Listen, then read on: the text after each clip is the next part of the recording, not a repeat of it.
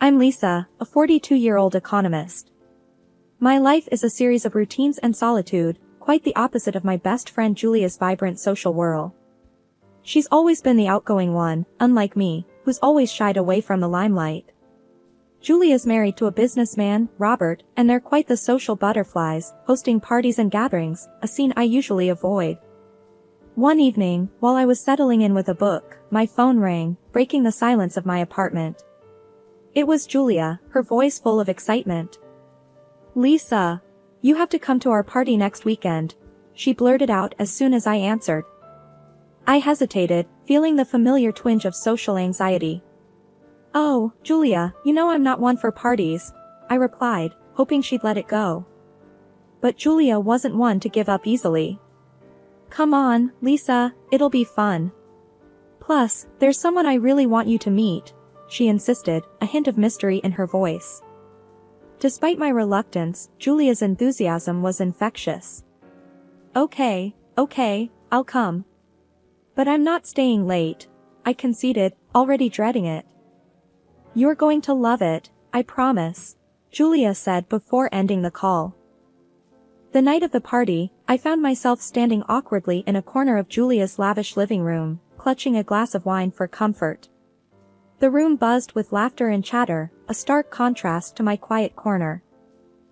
As I was planning my escape, I bumped into a man as I turned around. "Oh, I'm so sorry, I didn't see you there," he apologized with a warm smile. "No, it's my fault. I tend to blend into the background," I said, offering a small smile in return. He extended his hand. "I'm Michael. And you are?" "Lisa," I replied, shaking his hand. "A friend of Julia's." "Small world, I'm here thanks to Robert," Michael said, his easy manner making me feel slightly more at ease.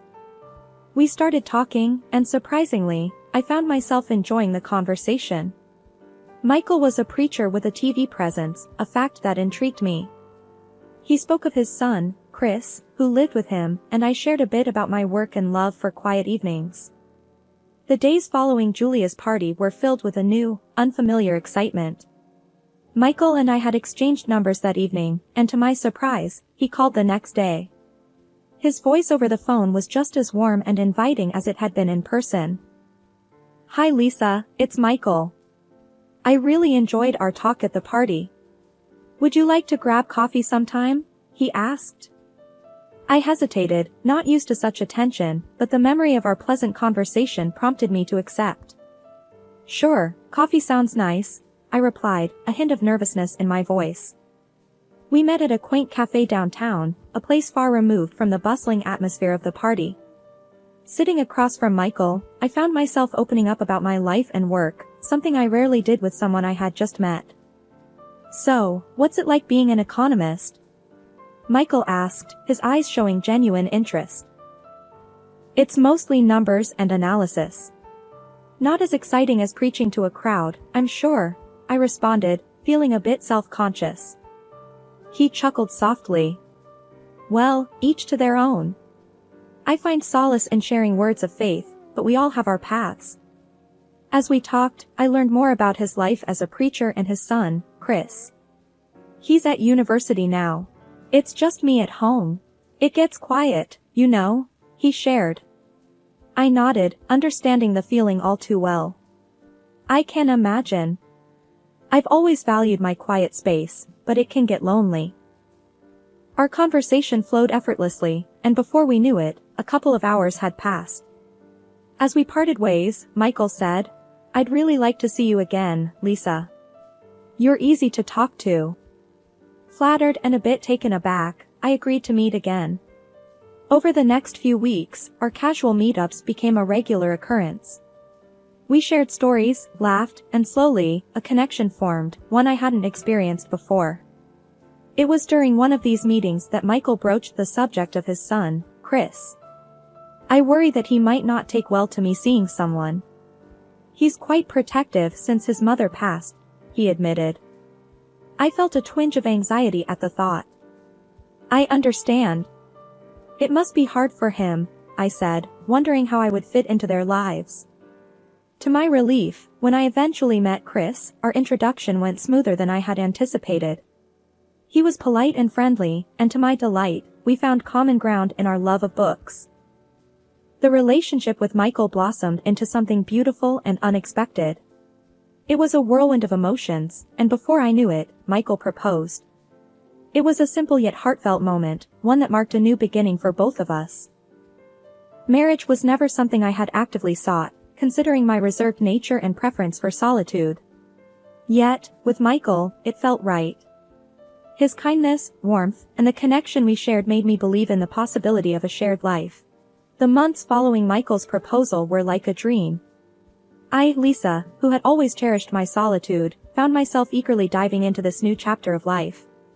Our wedding was a modest but beautiful affair, attended by close friends and family, including Julia, who seemed genuinely happy for me.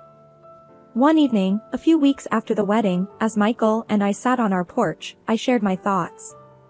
I never imagined I would be here, in this moment, married and so content, I said, looking out at the starlit sky. Michael took my hand, his voice soft with affection. Life is full of surprises, Lisa. I'm just glad that this surprise brought you into my life. As a preacher's wife, I found myself attending various church events and social gatherings, a stark contrast to my previous lifestyle.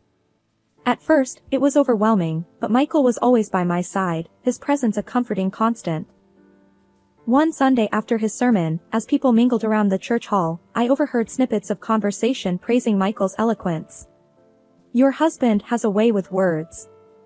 You must be so proud," one of the churchgoers commented as she passed by me. I smiled, feeling a sense of pride. "Yes, I am. Thank you." Life with Michael was filled with small, joyful moments. We often hosted dinners where Michael's charm and charisma shone. Julia and Robert were frequent guests, and Julia would often pull me aside, gushing about how happy she was for me. "You've really come out of your shell, Lisa. Michael's been so good for you," Julia remarked one evening as we set the table for a dinner party. I laughed softly. "I guess love does change people. I'm just glad it changed me for the better."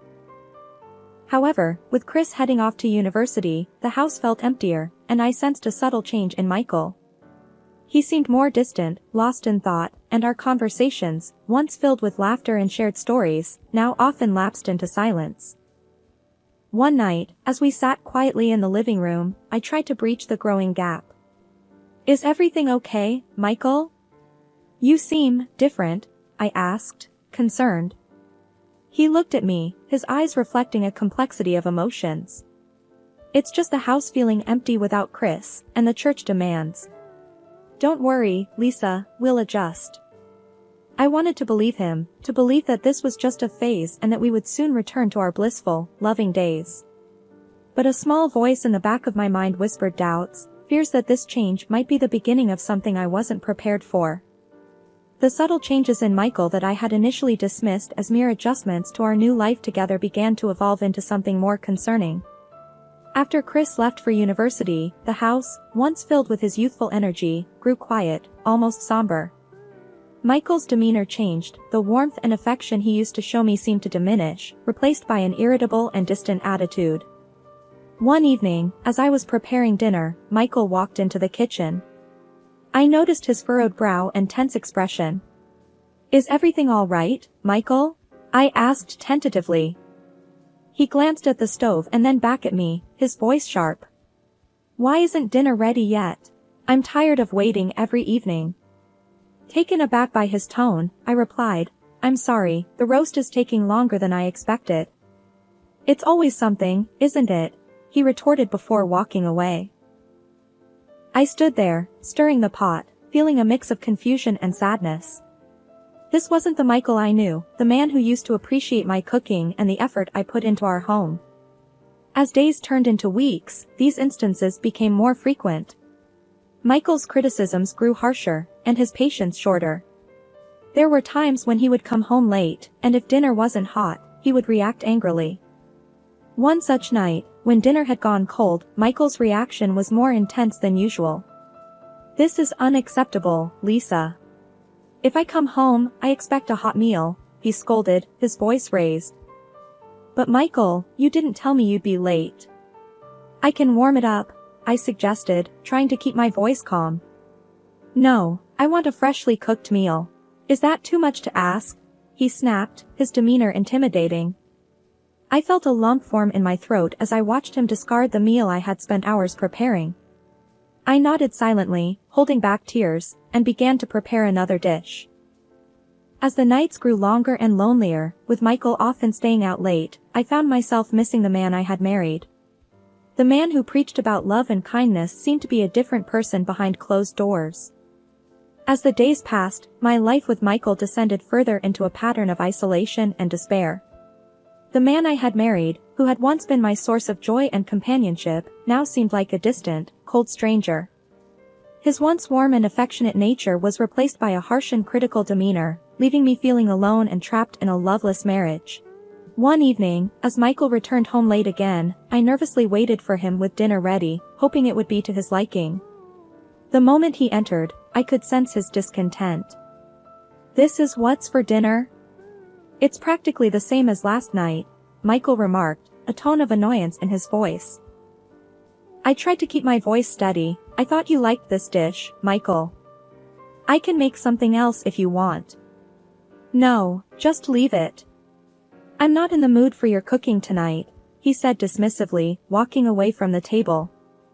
I stood there in the kitchen, the untouched plates of food in front of me, fighting back tears. The loneliness and despair were overwhelming, and I longed for someone to talk to. I picked up the phone and called Julia, hoping for some comfort. "Julia, it's Lisa. I don't know what to do anymore. Michael is so different now. He doesn't even eat the meals I prepare," I shared, my voice trembling. "Oh, Lisa, you're probably just overthinking things. Michael's a good man. Maybe you're just not used to being married yet," Julia responded, her tone lacking the empathy I desperately needed. "But he's hardly ever home, and when he is, all he does is criticize me." "It feels like he doesn't care at all," I said, hoping she would understand the gravity of my situation. "Lisa, marriage is about compromise. Maybe try talking to him, see what's bothering him." "I'm sure it's nothing serious," Julia suggested, not fully grasping the depth of my unhappiness. I hung up the phone, feeling more isolated than ever. Julia, whom I had always counted on, couldn't see the pain I was in. It seemed like I had no one to turn to, no one who understood. I started to question my own judgment, wondering if this was all my fault, if there was something I could have done differently to prevent Michael's transformation. But deep down, I knew I had done everything I could. The problem wasn't with me, it was with the man who had vowed to love and cherish me but now treated me like a stranger in my own home. The transformation in my home was stark and disheartening.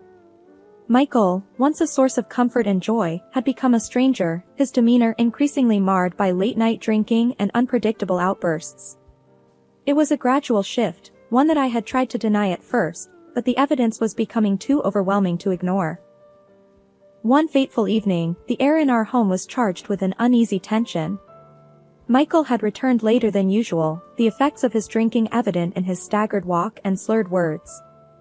I had learned to tread lightly on these nights, but nothing could have prepared me for what was to come. As I placed dinner on the table, an attempt to inject some normalcy into the evening, Michael's frustration boiled over. "This again? Can't you make anything else?" he slurred, his voice dripping with disdain. Attempting to maintain a semblance of calm, I replied, "I thought this was your favorite, Michael. I can make something else if you prefer."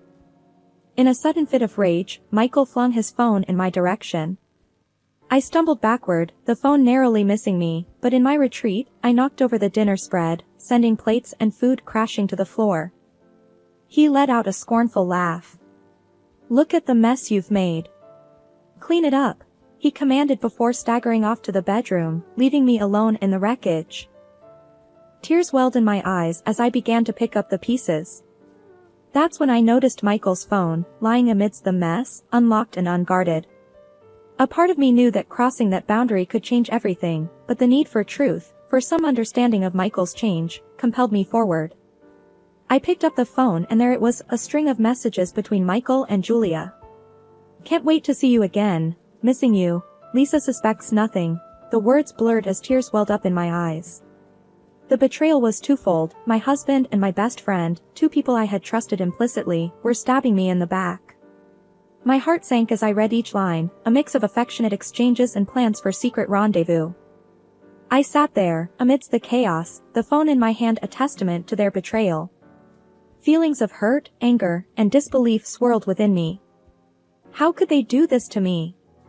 How long had this deception been going on right under my nose? In that moment, I decided to keep this revelation to myself. I needed time to process this betrayal and to plan my next steps carefully. This knowledge was a weapon, and I needed to wield it wisely. I cleaned up the kitchen, my mind racing with the implications of what I had just discovered. The man I had loved and the friend I had trusted had both deceived me in the most intimate way possible. Sleep eluded me that night as I lay in bed, the truth gnawing at me. The next day was a blur, my interactions with Michael mechanical and devoid of emotion. He seemed oblivious to the storm raging inside me, a storm fueled by his own duplicity. Several days after the revelation of Michael's affair, the atmosphere at home had become unbearable. His late-night arrivals and the palpable tension between us escalated into frequent verbal attacks. I knew I couldn't endure this any longer. It was time to take a stand. One evening, as Michael launched into another tirade over some trivial matter, I interrupted him, a newfound resolve in my voice. "Enough, Michael. I can't do this anymore," I said firmly, holding out an envelope. "These are divorce papers." Michael stopped mid-sentence, his anger giving way to shock. "Divorce? Are you serious, Lisa?" "Yes, I am," I replied, my voice unwavering. "I know about your affair with Julia. I'm not going to hide it anymore. It's over." Michael's demeanor changed from shock to desperation. "Lisa, please, think about this. You can't do this to me. It will ruin my career as a preacher. My reputation will be destroyed." "I've thought about it plenty, Michael. Your career and reputation are no longer my concern. I deserve better than this," I stated, my tone resolute. He began to beg, his voice tinged with panic. "Lisa, I'm begging you. Please don't do this. We can work this out." "No, Michael. There's nothing left to work out. You broke our vows, and I won't stay in a marriage built on lies," I responded, my decision clear. Michael's face contorted with anger, his voice rising. "Fine. Go ahead with your divorce. But remember, you won't get a cent from me. I'll make sure you're left with nothing, out on the streets." As I stood there, absorbing his harsh words, he delivered a final, cruel blow. "You're just a fool, Lisa. Just as stupid as my dead wife." At that moment, the door opened, and Chris, Michael's son, stepped into the room. I didn't tell my husband that I invited my stepson to stay for a few days. The moment Chris stepped into the room, the dynamic shifted dramatically. His face was a mask of shock and anger, a stark contrast to his father's blustering fury.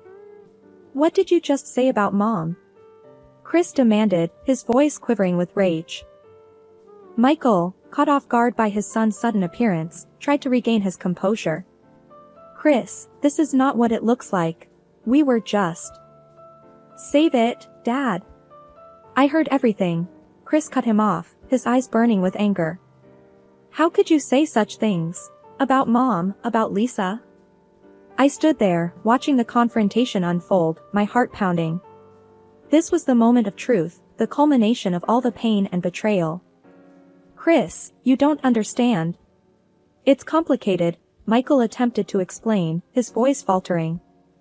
"Complicated? You're cheating on Lisa, and you insult her and Mom in the same breath. What's complicated about that?" Chris shot back. Michael's face was a mixture of frustration and defeat. He looked at me, then at Chris, realizing that his usual tactics weren't going to work this time. "Chris, listen to me. Your stepmother is exaggerating things. She's trying to turn you against me," Michael said, attempting to regain control. I'm not a kid anymore, Dad. I can see what's happening, Chris replied firmly. You've hurt Lisa enough. She doesn't deserve this. Turning to me, Chris's expression softened. Lisa, I'm so sorry. I had no idea things were this bad. I nodded, grateful for his support. Thank you, Chris. I appreciate you standing up for me. Michael, now realizing the gravity of the situation, began to backtrack. Chris, please. Let's talk about this. We can sort things out. Chris shook his head. No, Dad. There's nothing left to sort out. You've made your choices, and now you have to live with the consequences. He then dropped a bombshell that neither Michael nor I saw coming. And as for the house and the money, they're actually mine. Mom left them to me. So, you can't kick Lisa out or leave her with nothing. Michael's face went pale, the realization of his son's words sinking in. He was at a loss for words, the tables turned completely. I looked at Michael, then at Chris, feeling a mix of relief and empowerment. The truth was out, and I no longer had to bear the burden alone. Michael, it's over. I'm leaving, and I'm taking the steps to start my life over, without you, I said, my voice steady and resolute. What happened next? Michael's career as a preacher was ruined. Julia tried to make peace with me, but her tears didn't touch me anymore. She is now in the process of divorcing her husband, who is determined to leave her penniless. The path ahead was uncertain and undoubtedly challenging, but I was ready to face it head-on. I had found my voice and my strength, and with Chris's support, I knew I could overcome the trials ahead.